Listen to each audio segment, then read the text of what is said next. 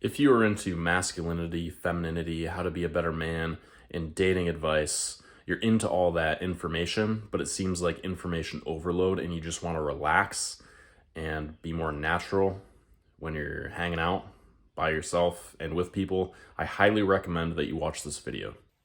Specifically for the YouTube audience, this video is kind of a rant, but it does have a lot of important information, judging just by what I observe in people being information junkies, over obsessing about how to before they even do something, fact checking themselves, getting fact checked, not following their heart, but instead following their information, or following information online, following people who are authority figures and not trusting themselves and their own intuition. That's really what this video is about.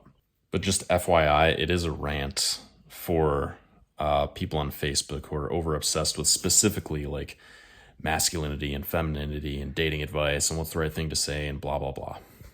If you're Facebook friends with me, it's likely that you're bombarded with information about how to be more masculine, what to say to him or her, what the right thing to do is. And I've got news for you. You are becoming a nerd. All these posts about how to be more masculine, defining it, breaking it down bit by bit for you, how to be more masculine, how to be a better man, how to be more masculine man, what to say to a girl.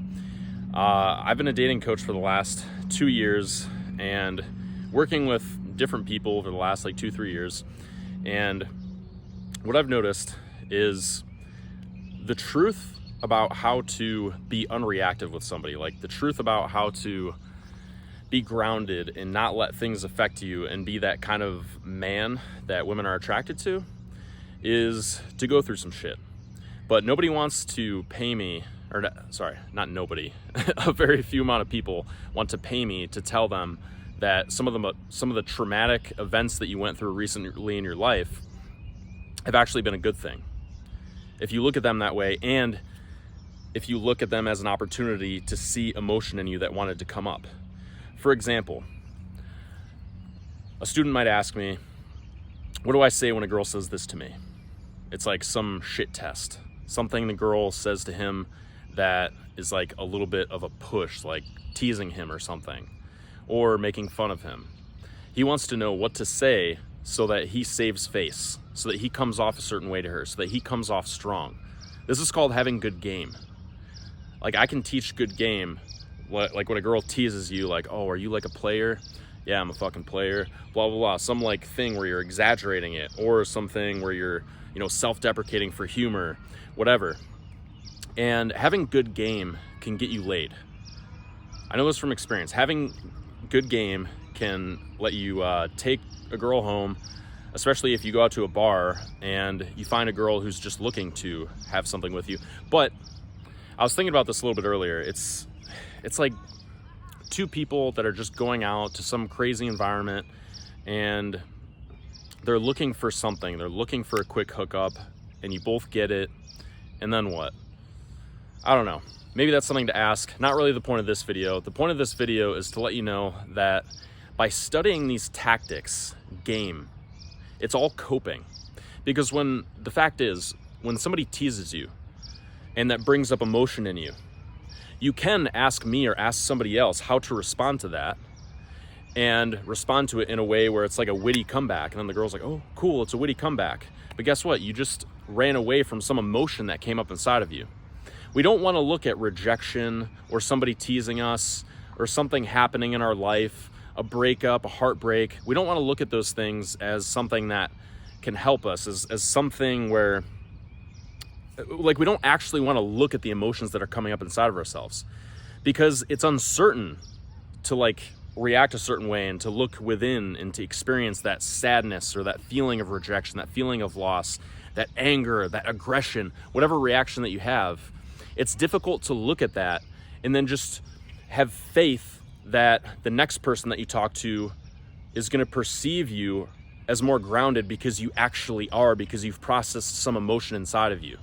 If you've been through a breakup and you looked at what that what emotion that breakup brought up inside of you. You've digested it. You've become a more grounded person. You've become more raw and real and able to handle your emotions, and you're more self-aware. But it takes a very special person to want to go through that process. Most people, what do? And here's the interesting part.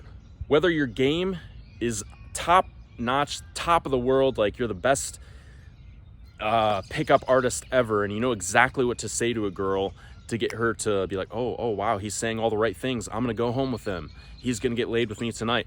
Like, you can say all the right things. You can have the best game in the world, or you can have the worst game in the world and just be looking to that higher person. This is a funny thought I had earlier. You can be either person, the person who doesn't know shit, or the person on top who knows everything. You're still a nerd. You're still looking for this information. You're still looking to build this skill. I want to say this publicly because I'm certain of it, and I backed down from saying it before on my story a couple days ago, because someone reached out to me and they were like, I don't know, arguing against it. You know how to talk to a girl. It's in you. It's in your DNA. Every single one of your ancestors had you, like passed down their genes to you. They made it and created you. You know how to talk to a girl. You know how to talk to another human being. The reason that you think that you need to build skills or build this game, don't get me wrong, it is useful and important to know what a woman is attracted to. I just think that we know more about that than we think. I think that it's in our DNA. I think that we naturally know how to talk to somebody.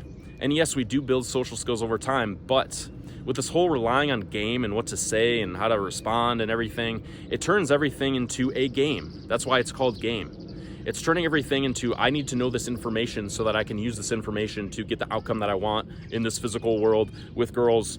And it's like, I didn't know how to put this into words like a year ago. Like, the most I could come up with was like, you're talking to another human being. Why are you making it so technical?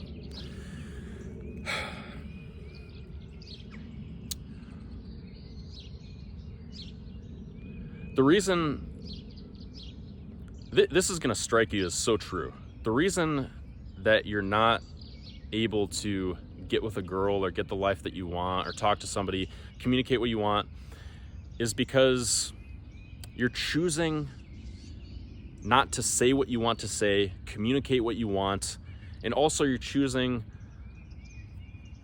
not to deal with the potential of a rejection or a breakup. Because how are you supposed to get a girlfriend ever? How are you supposed to start dating ever? How are you supposed to have a meaningful connection ever if you aren't open to all of that?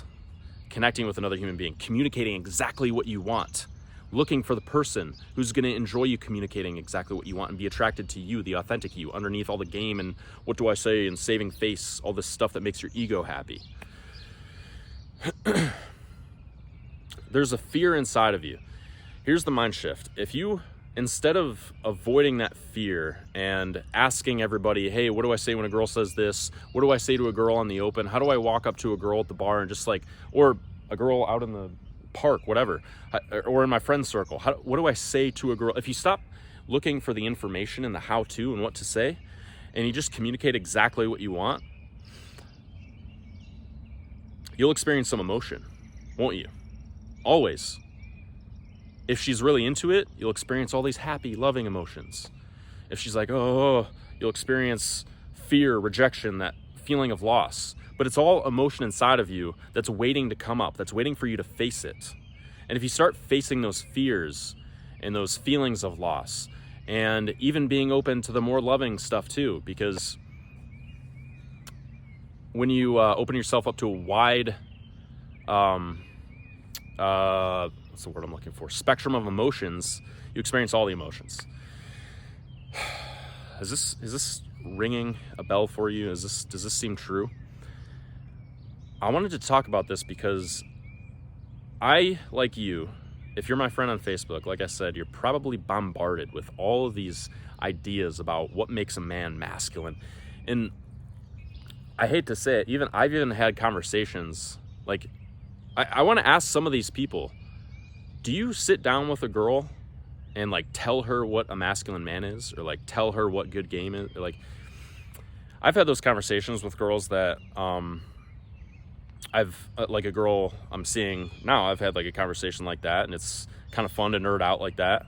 But whenever I've done that with somebody that I've just met, it's weird, isn't it? Isn't it pretty weird? Isn't it like you're just nerding out? What? And here's another question I want to ask. Let's move spots here. Why is being a nerd celebrated and praised? Why is it like, oh, watch this Netflix show, I'm nerding out over it, I'm obsessed with it? Why is that praised? Oh, I know everything I need to know about masculinity. Why is that praised? Oh man, like, yeah, all these ideas about what to say to a girl, how to be socially savvy. Why are all those things, like, have you ever gone into a social situation and just overthought about what you're going to say? What is good social calibration? What is good, what's an attractive thing to say to somebody? When you obsess over those things, and that's what you're thinking about in the conversation, here is what it's doing. Here's the main message of this video. It's distracting you from being actually in the moment. Imagine if I was making this video and all I was thinking about was, what can I say in order to, for this video to have good marketing? Like, what if I was just focusing on that?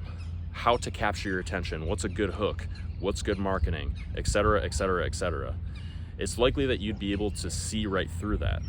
And you could see that I'm not actually in the moment. I'm not actually speaking to you. I'm not here, like actually just speaking my thoughts, letting it come out. You could see that something was contrived.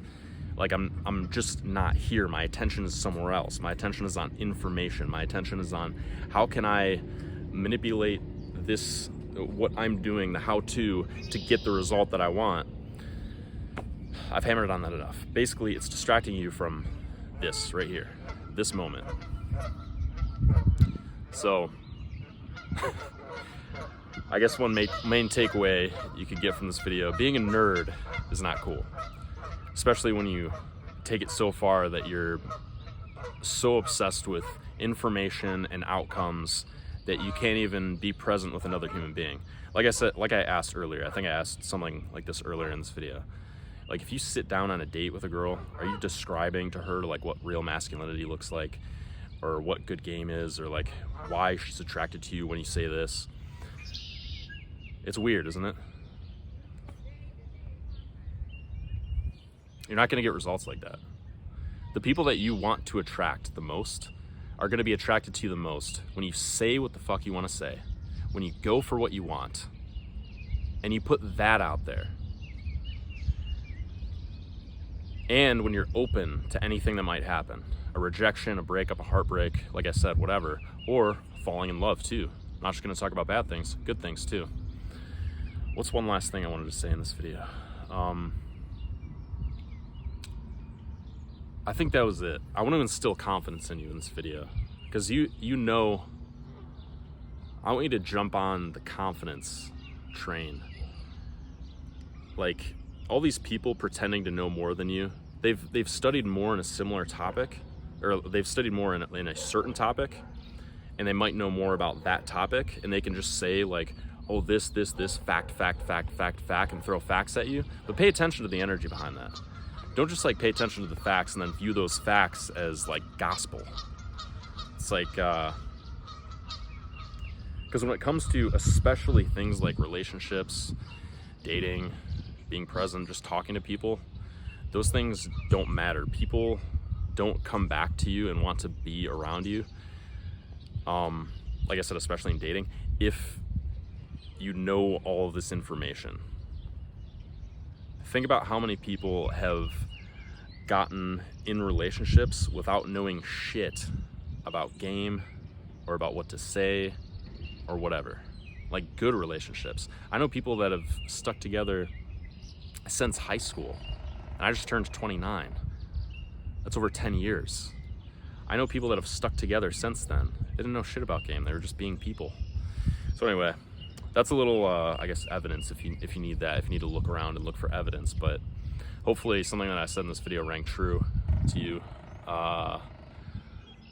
I'm offering coaching, one-on-one coaching, but also I'm working on this offer not working on. I've actually I just need to compile videos. I filmed 10 videos for a 10-day challenge to get you out there more, to be more present with people, to feel comfortable around people. It's geared towards overcoming anxiety about going outside and being around people again, especially if you've been staying inside a lot. So if that's something that you're interested in, I created that 10-day challenge. I'm gonna sell it for around $35. Let me know, reach out, DM me.